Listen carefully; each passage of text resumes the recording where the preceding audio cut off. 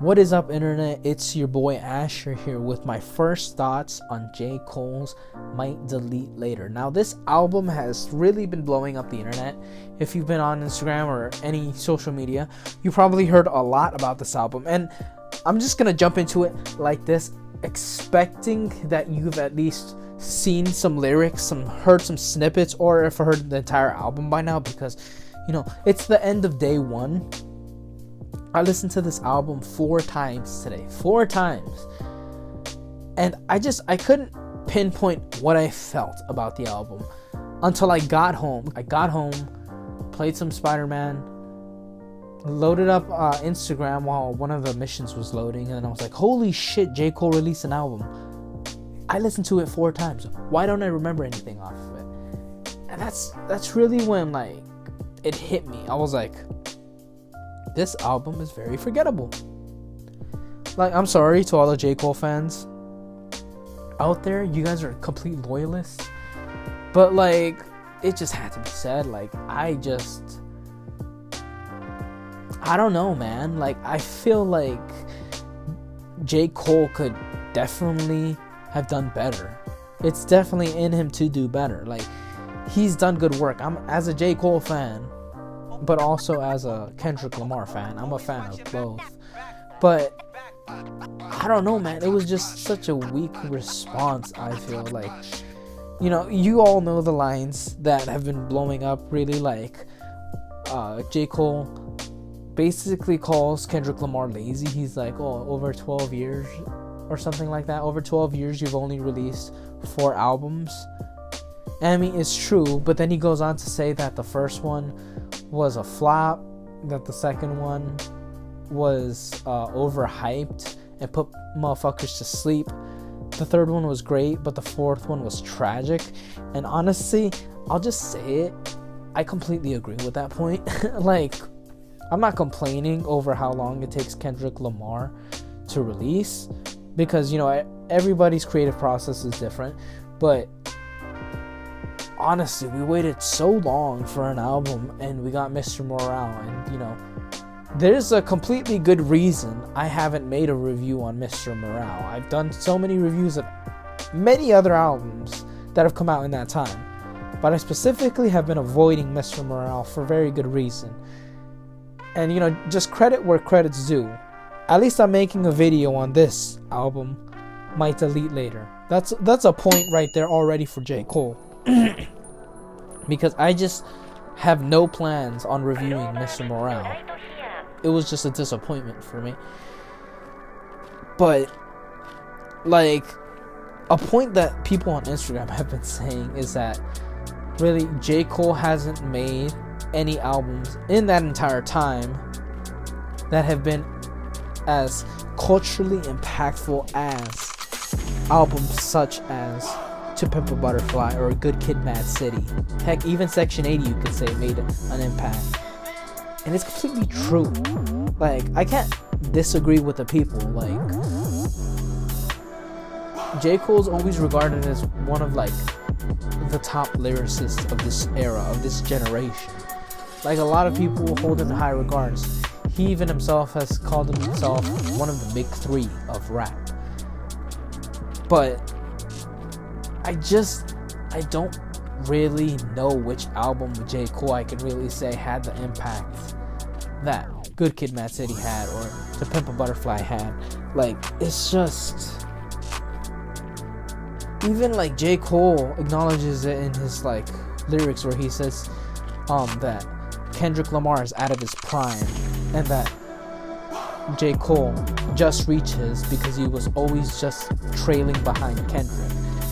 It's that's just self-admitted, you know what I mean? It's, I guess you could say, his humility, but in reality, I think it's just that reality. There just hasn't been a J. Cole project that just really impacted or changed the culture, or made that significant landmark in rap history, like Kendrick. And this album is no different, to be completely honest with you. It just felt so half-assed, so haphazard. There's not a single track I can point to on this album and be like, yeah, that hooked me. That got me. Like, that caught my attention, and it kept me coming back for more. There's not a single track on this album I'm like, yes, I like this one. I'm not saying I don't like any of the tracks, but there's not any track that I fell in love with. I don't really remember any of the tracks all too well. And like I said, I listened to them all 4 times. J. Cole himself said, this album's more of like a warning. And it's just like, bro, you know how weak that makes you look? Like, the whole thing with Kendrick, his whole fucking image is that he's always willing to beef. In fact, he thrives on it. You know, he himself has stated he thrives off the controversy. That's how you gotta be in rap. You gotta see everyone as your enemy, and you gotta be cutthroat against them, because they are all the competition. That's his perspective. He's made it fucking crystal clear that he's not here to make any friends. He's here to be the best. You know, that's just straight from Kendrick's fucking bars, from what he said publicly. So I don't understand why Cole thinks they can like make peace or whatever. Like, it's just, this is what people have been asking for a long time. Like, I think just it was completely inevitable. I mean, these guys for the longest time have not collaborated at all. The closest thing, besides, you know, there was with that one track, I think Forbidden Fruit, that J. Cole made that kind of featured Kendrick. But the closest thing to a collaboration we got was when they made American Dream off of Jeezy's Pressure. And I love that track. That track is fucking amazing. It has both Cole and Kendrick in verses, and it's just fucking great. But I think this was inevitable. I think Kendrick knew that this was gonna happen and that it had to happen. You know, he's Kendrick fucking Lamar.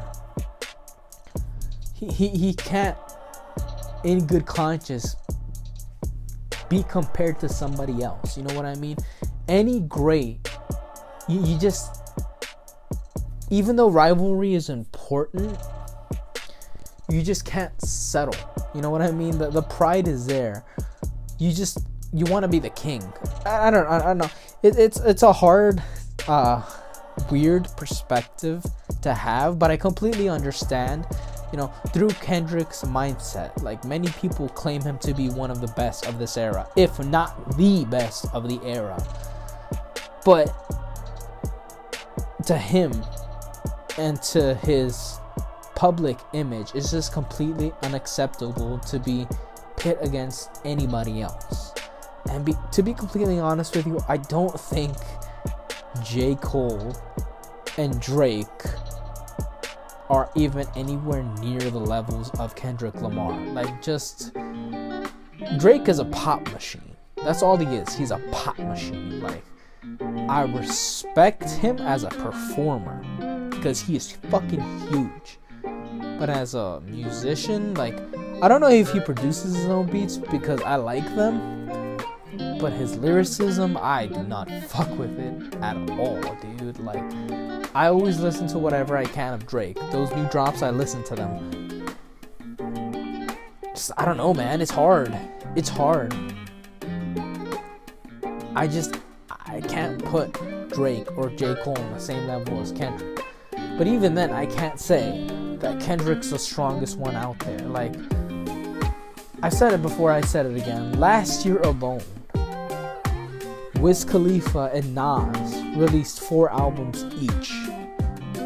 So it's like, just to say that amongst this sea of great rappers, because there's so fucking many that just have redefined the genre. There's so many who have made rap mainstream. There's so many who have just reconstructed rap as a whole. You know what I mean? I can't say like, oh, these guys are the hottest, because even the OGs are still rapping to this day. You know, motherfuckers like Ice Cube and Snoop Dogg still kind of make music. So it's like, are we gonna discount their legacy and say, oh, these guys are better? I just can't do that, man. I just can't say there's the greatest of rap. You know what I mean? So, that being said, I think this album was just completely forgettable. It was very disappointing. It's not bad. It's not bad at all. You know what I mean? But it's not genuinely good. It's not gripping. It's not captivating. It didn't trigger an emotional response. It's really fucking weird because music always has an emotional impact on my soul. And just this album, nope, nothing. I found nothing. I fucking went into it with high expectations and left it dry. I was like, fuck, man. The internet exploded for this. Honestly, I think it's a very definition of 5 out of 10. If I was gonna give it a rating, I think this album is just a 5 out of 10. I'm indifferent to it. I'm indifferent. I feel like Cole could have done better. It's in him to do better. So I think he's just gotta step up to the plate because, you know, the way that the tides have been going now, it's just inevitable for him and Kendrick to butt heads. And it's gonna make a fuckload of money, especially if you're on your way out, because he's saying he's on his way out of the rap game. I think the best way to end it was just going at it, head to head, bar for bar against Kendrick. That'll be a fucking impactful legacy, and I know Kendrick knows it too.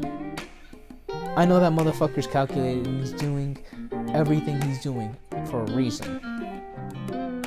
You know, this town ain't big enough for the two of us. This feud is inevitable, and I think J. Cole should just go for fucking Kendrick's throat. That's what I think. But hey, thank you so much for watching. Do all that standard YouTube stuff. Like, comment, subscribe, dislike it if you dislike it and you disagree with my take. If you're a J. Cole fan, let me know in the comments down below. And subscribe to my podcast channel. I promise I will go back to it eventually. But yeah, thanks for watching. Have a wonderful night.